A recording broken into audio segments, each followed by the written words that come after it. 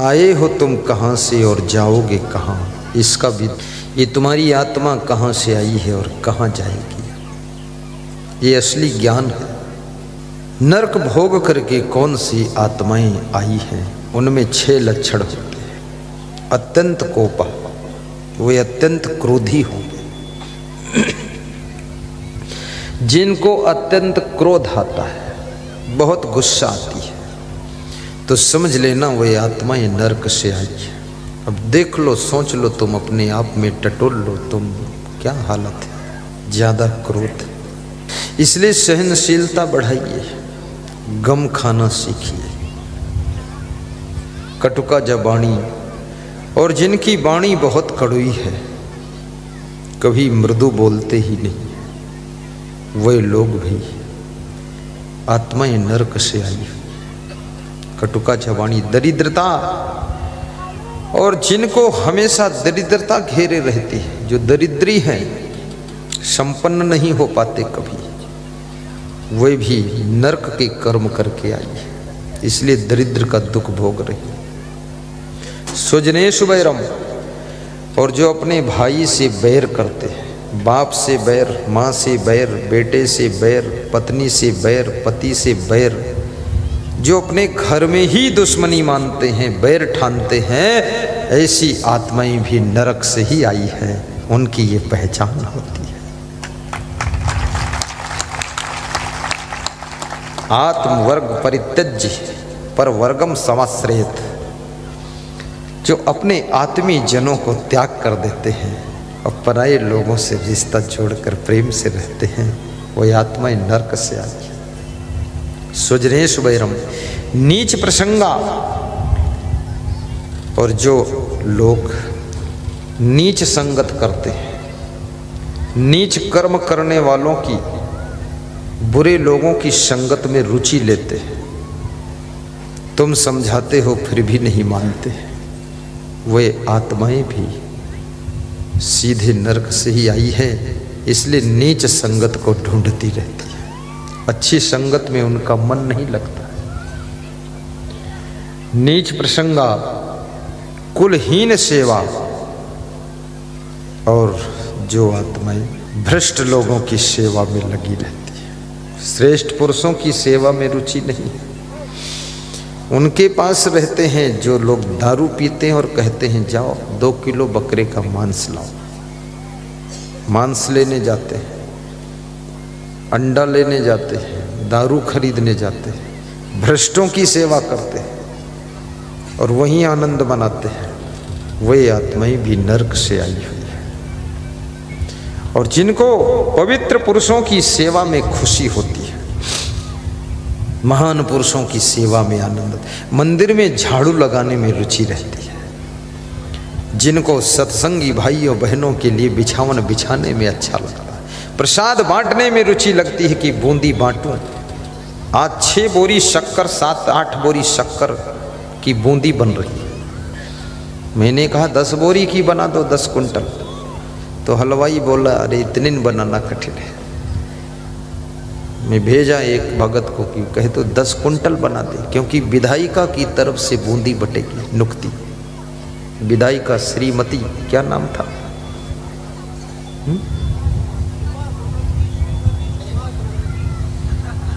झूमा, श्रीमती झूमा सोलंकी।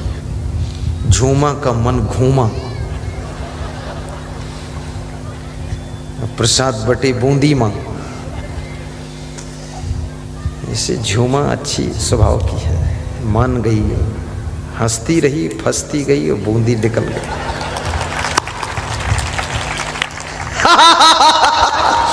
मैं इसीलिए नेता होता आ जाता, थोड़ा इधर उधर करके हंसा हुसू के, फंसा फुसू के कुछ निकालो पैसा इसका।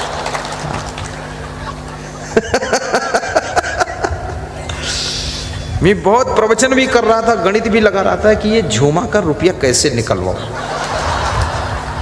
तो मैं सोचा कि पैसा कहूंगा तो 5-5 हजार दे देगी, तो ऐसा घुमाया दिमाग। फिर मैंने सोचा लास्ट में प्रसादी इसकी बंटवाओ तो 30-40 हजार पर बैठे बजट। हाँ, साधु और ब्राह्मण को वस्त्र दान,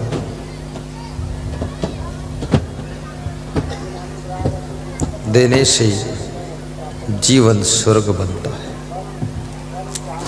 याद रखना,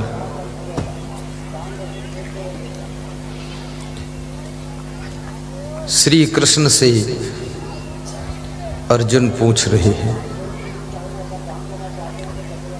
कोई व्यक्ति, मैं कहूंगा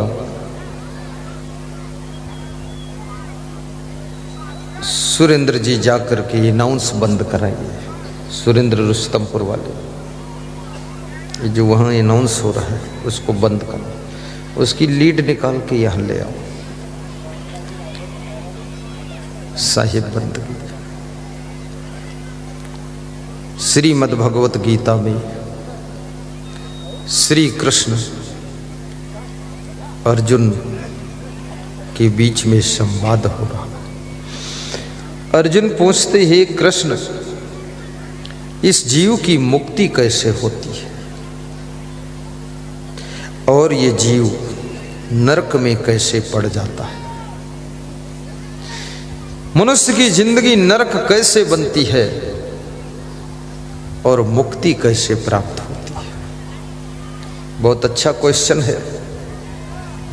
कृष्ण कहते हैं, अर्जुन, त्रिविधम नरकस्येदं द्वारम नाशनम आत्मनः कामः क्रोधः तथा लोभः तस्मात् एतत्त्रयं त्यजेत। हे अर्जुन, राजू भाई, हे अर्जुन, 3 नरक के द्वार, काम, क्रोध और लोभ। बड़ी मार्मिक बात है। ये काम, क्रोध और लोभ, ये 3 नरक के द्वार कृष्ण कहते हैं। इनको जो बस में कर लेता है उसकी जिंदगी का नरक भी स्वर्ग में बदल जाता है।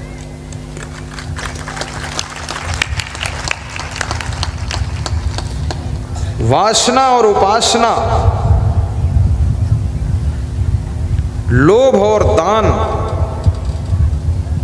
क्रोध और करुणा, जब आपके हृदयंगम में करुणा का प्रवाह उठता है, क्रोध की ज्वाला बुझ जाती है। इसलिए जिस घर के लोग आपस में बात करते करते उनकी आंखें सजल हो जाती है, उनके नैनों में आंसू छलकने लग जाते हैं। कितने परिवारों के बीच में मैंने देखा है, जब चर्चा होती है तो सबके आंखों में आंसू छलछला जाते हैं। ये आंसू का छलछलाना, ये करुणा की धारा बह रही है, और जहां करुणा की धारा बहती है वहां क्रोध की ज्वाला बुझ जाती है और जीवन स्वर्ग हो जाता है। इसलिए परस्पर में कभी कभी करुणा का प्रभाव दिखाई देना चाहिए। पति की बातें करते करते पत्नी की आंखों में आंसू आ जाए, अपनी पत्नी के गुणों का गुणगान करते करते पति की आंखें सजल हो जाए, बेटे की, परिवार की चर्चा करते करते खुशी से आंखें डबडबा जाए। अभी यहाँ से पहले जहाँ मैं सत्संग किया हूँ, ईश्वर लाल पाटीदार साहब के यहाँ, प्रहलाद पाटीदार, ईश्वर पाटीदार, 5 भाई थे। 80 सदस्यों की फैमिली एक साथ रहती है, 80 सदस्य। कॉलेज भी उनके पास है, बहुत बड़ा उनका कारोबार है। एक दिन फैमिली के लोग मेरे पास बैठे, कुछ चर्चा होने लगी, सबकी आंखें डबडबा गई, आंसू पोंछने लगे। जब मैं विदा हुआ तो फिर आंखें डबडबा गई, आंखें सजल हो गई। तो मैं समझ गया, जिस परिवार के लोग प्रेम के जल से अपनी आंखों को भर लेते हैं, वो परिवार कभी टूटता नहीं है, बिखरता नहीं है, इसलिए घर घर में करुणा का प्रभाव होना चाहिए, क्रोध का प्रभाव नहीं होना चाहिए। जहाँ करुणा रहती है वहीं पर संगठन रहता है, जहाँ संगठन होता है वहीं पर समृद्धि रहती है, वहाँ कभी दरिद्र नहीं आता। पति पत्नी के बीच में भी करुणा होनी चाहिए। ये करुणा आपको जोड़ती है, ये क्रोध आपको तोड़ता है। और क्रोध की आग करुणा के जल से ही बुझ सकती है। मैं निवेदन करूंगा, सभी करुणावान बन जाओ, प्रेम के सागर बन जाओ।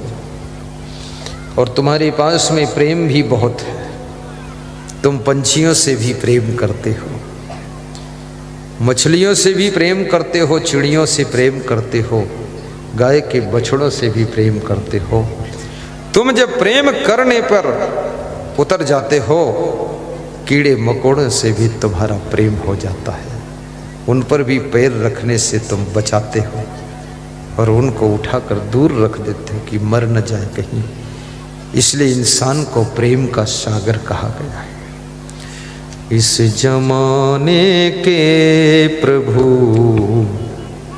इस जमाने के प्रभु, सागर हो तुम, प्रेमियों के प्रेम के सागर हो तुम। सारे प्रेमी सर झुकाने आ गए, तेरे दर पे सर झुकाने आ गए, तेरे दर पे सर झुकाने आ गए। तू प्यारे का सागर है। मैं हवाई अड्डे पर अभी आ रहा था, तो दिल्ली हवाई अड्डे पर कुछ महिलाएं भी लाइन में लग रही थी। हम लोग आगे थे तो हम लाइन से हट गए। तो माताओं से मैंने कहा तुम आगे लग जाओ, तो वे हंसने लगी कि प्रथम व्यक्ति हो जो मेरे लिए जगह खाली किया है। मनुष्य तो सब हैं लेकिन कोई मुझे याद नहीं कर रहा। मैंने कहा उनमें हम में अंतर है माता जी। बोले आपका प्रवचन हम टीवी में सुनते हैं, जो सुनाते हो वो करते भी हो तुम। आप ही रहो गुरु जी, आगे क्या फर्क है। सब जगह प्रेम का व्यवहार कीजिए। और याद रखना, यदि आप दुकान पर बैठ करके ग्राहक के साथ भी प्रेम करते हैं तो आपकी दुकानदारी भी ज्यादा सफल होगी। यदि खेत में मजदूरों के साथ भी प्रेम से काम लेते हैं तो आपके मजदूर केवल मोबाइल से सूचना देने पर ही आ जाया करेंगे। प्रेम की जीत सब जगह होती है, प्रेम की प्रतीत होती है, प्रेम का प्रभाव होता है। तो प्यार का सागर है।